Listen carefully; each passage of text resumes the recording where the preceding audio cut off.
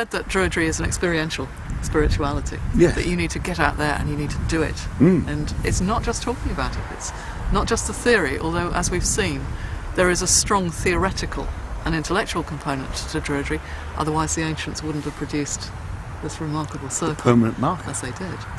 And yet, you've mentioned birth. Our lives are still dominated by birth, by health, by marriage, by illness, by death, by all those things that would have been so significant to our ancestors, to those ancient peoples. And do you feel that part of the appeal of Druidry today is that it reconnects us and provides a framework for us to talk about those crucial aspects of human existence? Very much so. We know we're born because we're here. Yes. We know people die. Yes. We will die. Like taxes, it's a constant. It's constant. Somewhere in the middle, we get a chance to reproduce. Yes. And succession is the thing we can sort of look forward to, because that is our everlasting life, is our succession. Yes. What we leave behind is our children, Yes. of which we know we have no influence over. But a percentage of them are inquisitive and come back and want to look into the past. Yes. And look into our thought patterns and pick up on our ideas and change them around to suit themselves. Yes. Now, we've seen, and I think we've said, that a lot of Druidry is a strongly individualistic religion. So if you ask a Druid, what do you think about a particular subject, you'll get 20 different answers from 10 different Druids. I would have said 21 from 20 Druids. Probably so, yes. But one of the things that people are going to wonder about, because it's such a dominant aspect of so many modern spiritualities, is what about the afterlife? It's easy. They're called children. It's succession. It's succession.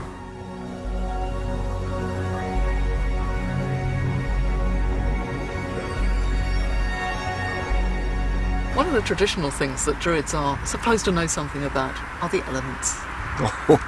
What can you tell us? We're standing in front of Earth, this landscape of Earth, and a little bit of water. If the sun doesn't rise in the east, it's all over. We need the air. Yes. Yes? We need the fire of the sun. Man believes they can control the fire. Well, it's only 10 miles down below us. Yes. It's pure fire. We can't control that. No.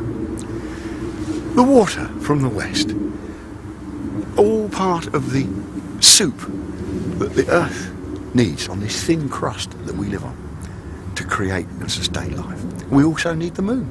Yes. Astronomers will tell you.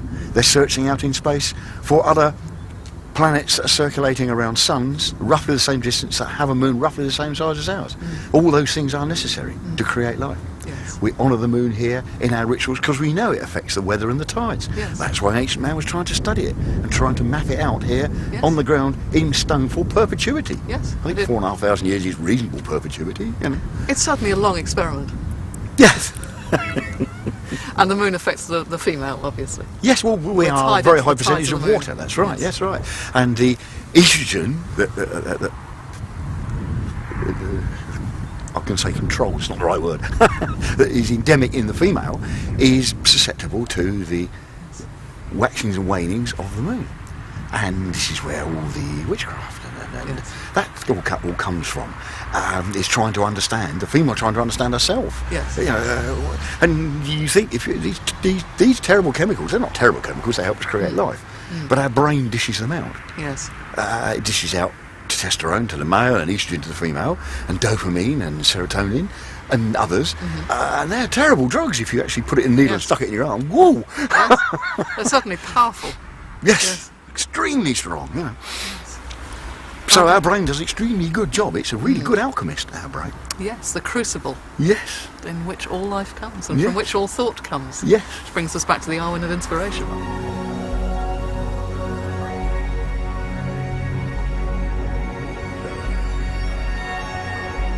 You're an archdruid here among these ancient stones, and part of the role of the druid traditionally was to teach. Are you a teacher? One of my other roles here, well, my original role that was delegated to me by the various druid groups that come here, Yes. I think there were 9 archdruids at the time, said, Terry, you live here, you're the keeper of the stones. Yes. So I took on that role as liaison officer with Right. National Trust, English Heritage, the police, the various pagan groups that come here, because there are lots of people who came here, came, did their thing and went away, and nobody got to speak to them. Yes. If you don't accidentally bump into the pub, you don't know who they are. Yes. You know. And as well, I'm often asked, do I teach here? Yes. Ah, oh yes, because the stones will communicate, and I teach the cycles of the rituals. And one of the things that's come about from these teachings is this place is a very easy and simple place to explain. Yes. I've explained it to you Yes. today, very simply, very briefly, but you can illuminate on that. This is the sun and the moon on the ground in passive form, where you learn about its everyday cycles and everyday aspects. We know the sun and the moon aren't passive. Well, the moon might be passive, but it has an aggressive aspect to it. Yes. Part of this documentary will take you to Calanish. Yes. And Calanish is the aggressive Right. moon and the aggressive sun. You have to fight to stand up there, let alone perform ritual. I think Johnny's found that already. Yes. So we've got, when people are inquisitive, and I can explain this is how it all works. If you're suspicious or you're sceptical, go to Calanish and you'll see the dark side of it, if you like, or the strong side of it, the ferocious side where the wind is trying to tear you apart and the sun almost never shows, and you need the fire. You know, the elements there are raw and in your face and pushing the boundaries.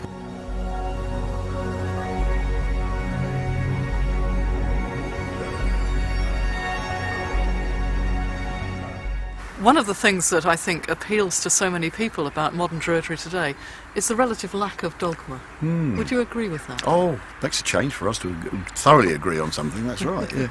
It is a bit sort of like you can make it up as you go along. It's not true. Yes. Because if you do make something up, you will get challenged. Yes. On what you, and then you will have to quantify it. And as time goes by, we form a consensus. Yes. The it's debate, isn't it? Conjectural debate. Yes. But the final years, in the 21 years of training to become a druid, is seek out other druids and form a consensus. Yes.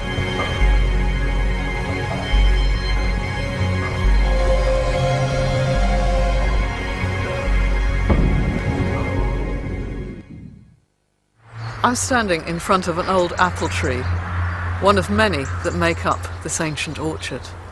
In a way, trees are part of the structure of Druidic spiritual practice.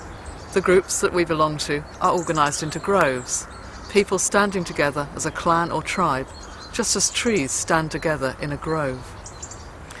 Our year is based on the principle that each tree corresponds to each month.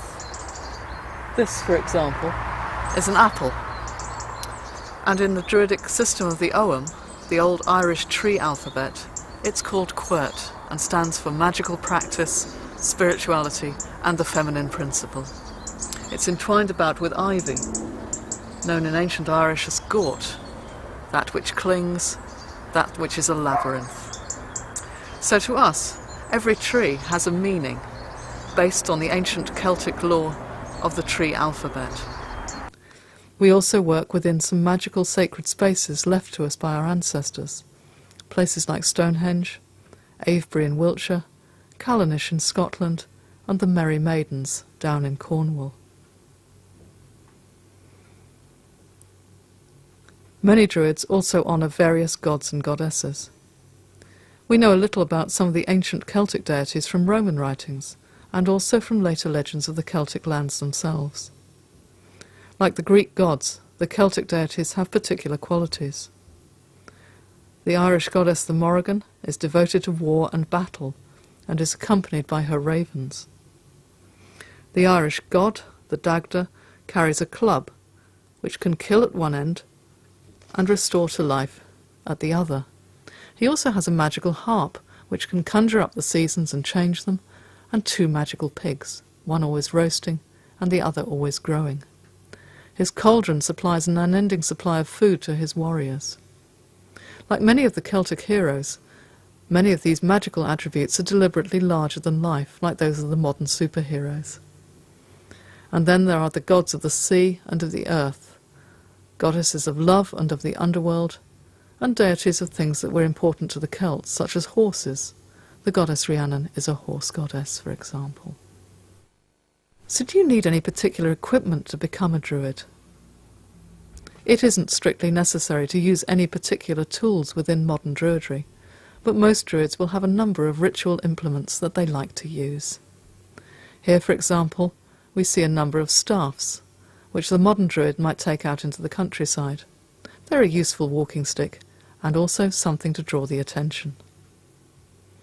Many Druids also use a special knife called an athame. This is a practice that they share with modern witches. In ritual, these are used to direct energy for casting a ritual circle, and these knives may also have a practical purpose, as many Druids are also keen on woodwork. The Druid might also have a wand for use in ritual as well. It's to direct energy. And it's also to represent, to some extent, the masculine side of the practice. We don't all choose to wear special clothes, but a lot of Druids like to dress up a bit. They may have a robe and a cloak. It's practical outerwear for the British climate, and some of them feel that it can also put them in the right mood for ritual. They feel that they can remove the mundane world and embrace the magical one when they remove their everyday clothes and dress in magical robes. And here, for example, we see a Druidic ceremony at Avebury, a naming ceremony dedicated to Spanish Archdruid Gracia Chacon. Here she is being acknowledged as an Archdruid by her peers, and if you look in the background, you will see a gathering of bards, ovates and druids, all of them robed, who have come together to celebrate Gracia's new role. Druidry is a spirituality for all walks of life, all weathers and all seasons. We've seen that the festivals fall evenly throughout the year, in autumn, winter, spring and summer. And we also spoke about balance, and this is something that's very important to Druidry. It doesn't matter what age you are. Although the ancient Druids studied for 21 years, that's no longer quite so necessary today. You have a wealth of information at your fingertips. You can talk to people, visit the library, look at books, or go on the internet, and there are many courses within modern Druidic practice that you can undertake. It also doesn't matter if you're a man or a woman. There can be male and female Druids. And actually this is a reflection of ancient times, because we know from Roman writings that women did practice Druidry, did become Druids. And this idea is carried through into the modern day. There's no gender bar in contemporary Druidry. You don't even have to be pagan to be a Druid. You can be Christian as well, or from other faiths. Druidry is an individual path. As we've seen, it's a philosophy of life, and it encompasses many things. It's tolerant and diverse. Although many Druids believe in pagan gods, many do not. They're agnostics, or atheists, or simply many believe in the principle of a universal spirit. Similarly, some Druids prefer to concentrate on the historical origins of the path, whilst others be more focused on nature and the environment, or the healing arts. There aren't any special dietary requirements. Some Druids are vegetarian, but many are not. It simply isn't essential. There aren't any prohibitions, telling you not to drink, or insisting that you have to live in a particular way. It's entirely up to you. I think most Druids would say that as long as you're living honourably, with a degree of ethical conduct, then that's just good enough. While some Druids might be involved in the healing professions, for example, they're found within all manner of professions. I know of Druids who are astrophysicists, television producers, doctors, and rock musicians. It's truly a spirituality for everyone. I hope by now that you have a slightly better understanding of what modern Druidry is all about. Druids are people just like you and me. They can be housewives, academics, soldiers, or cooks. The programme that we've done is just my understanding and my explanation of what modern Druidry is all about. But if you're invited to follow this path a little bit more, you'll learn more about it, and you'll form your own feelings and your own comprehension of this developing modern spirituality. You don't even have to be a pagan to be a Druid. It's a philosophy, a way of life, and ultimately one of the fastest growing spiritualities in the world today.